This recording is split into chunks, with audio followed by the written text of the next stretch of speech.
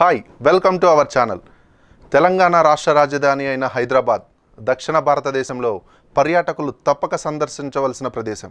మూసీ నది ఒడ్డున ఉండే ఈ సుందరమైన నగరం ప్రఖ్యాత కుతుబ్ షా రాజవంశీయులలో ఒకరైన మహమ్మద్ కులీ కుతుబ్ షాచే 1591లో ఏర్పాటైంది.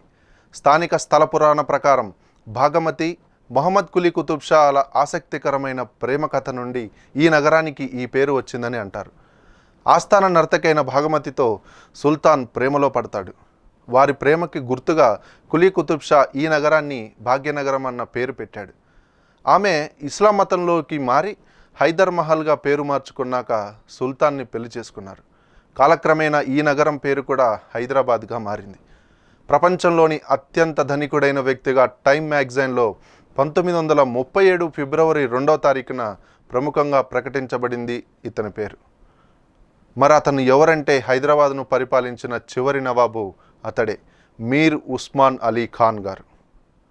ఈయన ప్రపంచంలోనే అత్యంత ధనికుడుగా పేరు పొందాడు. మరి ఈయన సేకరించిన వజ్ర వైఢూర్యాలు ఇంకెవ్వరూ సేకరించలేదేమో. ప్రపంచంలోనే అత్యంత ధనికుడుగా పేరు పొందిన వ్యక్తి దగ్గర ఉన్న లక్షల కోట్లు ఏమైపోయాయి, ఎక్కడ దాచబడ్డాయి అనే వివరాలు మాత్రం ఒక రహస్యంగానే ఉండిపోయాయి. మరి ఇతడి వద్దనున్న విశేషమైన వజ్ర వైడూర్యాల్లో జాగర్ డైమండ్ కూడా ఒకటి. తెలుసా, దీని విలువ ఒక్కటే 1000 కోట్లు ఉంటుందని ఒక అంచనా. 1940లో ఇతడి ఆస్తి విలువలు ఇప్పటి డాలర్ల రూపంలో లెక్కేస్తే $34.2 బిలియన్ చెప్పుకోవచ్చు.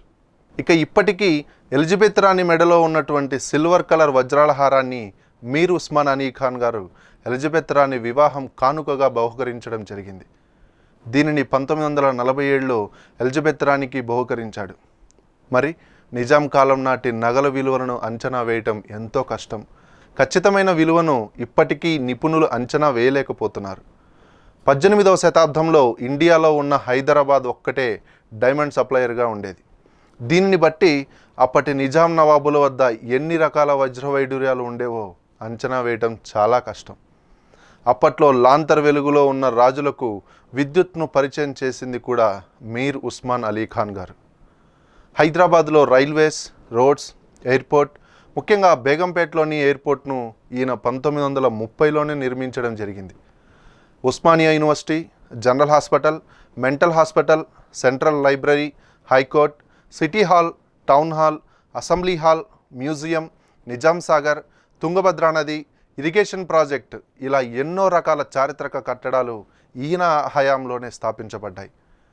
మరి ఇవన్నీ చూస్తే స్వాతంత్రం వచ్చిన తర్వాత మన ప్రభుత్వం మన కోసం పెద్దగా చేసింది ఏమీ లేదని మనకు అనిపిస్తుంది.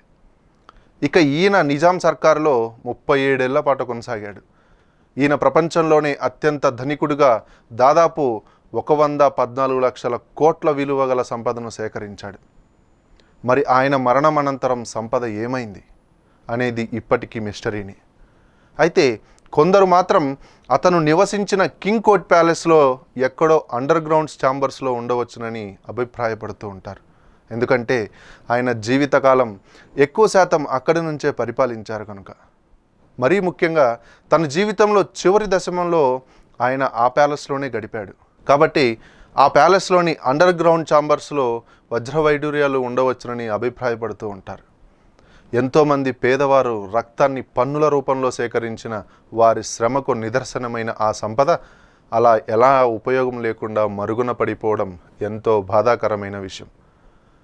ఇక ప్రపంచవ్యాప్తంగా గ్లోబల్ ఐకాన్గా నిలిచింది హైదరాబాద్. హైదరాబాద్కి ముఖ్యమైన గుర్తింపుగా భావించే చార్మినార్ గురించి ఈ చిన్న విషయం మనం తెలుసుకుందాం. అయితే అసలు చార్మినార్ను ఎందుకు నిర్మించారంటే, ఒకప్పుడు ప్లేగు వ్యాధి బారిన పడిన 10,000 మంది మరణించారని వారి జ్ఞాపకార్థంగా ఈ చార్మినార్ నిర్మించారని అభిప్రాయపడుతుంటారు. మహమ్మద్ కులీ కుతుబ్ షా ప్లేగు వ్యాధి అంతరిస్తే అక్కడ మసీదు నిర్మిస్తానని ప్రార్థించడంతో ప్లేగు వ్యాధి నిర్మూలించబడిందని వారి జ్ఞాపకార్థం ఇక్కడ చార్మినార్ను నిర్మించారని చెప్పుకుంటారు. ఇది 1592లో నిర్మించబడింది. అయితే మొట్టమొదటి హైదరాబాద్కి భాగ్యనగరం అనే పేరు ఉండేది. కులీ కుతుబ్ షాహీల రాజ్యానికి తొలి రాజధాని గోల్కొండ నగరం. క్రీస్తు శకం 1083 నుండి 1323 వరకు కాకతీయ రాజులు పరిపాలించారు. దీని అసలు పేరు గొల్లకొండ. గొర్రెల కాపరికి ఆ ప్రాంతంలో అమ్మవారి విగ్రహం కనిపించడంతో మొదట అక్కడ ఒక మందిరాన్ని నిర్మించారు. అందుకే ఆషాఢ మాసంలో బోనాల సమయంలో మొట్టమొదట గోల్కొండలోనే బోనాలు ప్రారంభిస్తారు. కానీ కాలక్రమంలో గోల్కొండగా పిలువబడుతుంది. మరి కొన్ని శతాబ్దాల వరకు ఇది కాకతీయుల యొక్క సామ్రాజ్యమే. అయితే యుద్ధ సమయంలో సంధిలో భాగంగా గోల్కొండ కోట ఆధీనంలోకి రావటం జరిగింది. మరి ఈ సంధిని 1371లో చేసుకోవడం జరిగింది. అప్పటి నుంచి మహమ్మదీయుల రాజుల అధికారం అనేది రావటం జరిగింది. ఇక కుతుబ్షాహీ రాజులు ఆ కోటపైనే మరింత కట్టుదిట్టమైన కోటను నిర్మించారు. ప్రస్తుతం అదే గోల్కొండ కోటగా ప్రఖ్యాతిగాంచినది. అయితే కుతుబ్షాహీ వంశస్థులను జయించిన ఔరంగజేబ్ ఆ కోటను కొంతవరకు నాశనం చేశాడు. ఈ కోటను 120 మీటర్ల ఎత్తులో నల్లరాతి కొండపై నిర్మించారు. ఇది 87 అర్ధచంద్రాకారపు బురుజులతో 10 కిలోమీటర్ల చుట్టూ కట్టుబడి ఉంటాయి.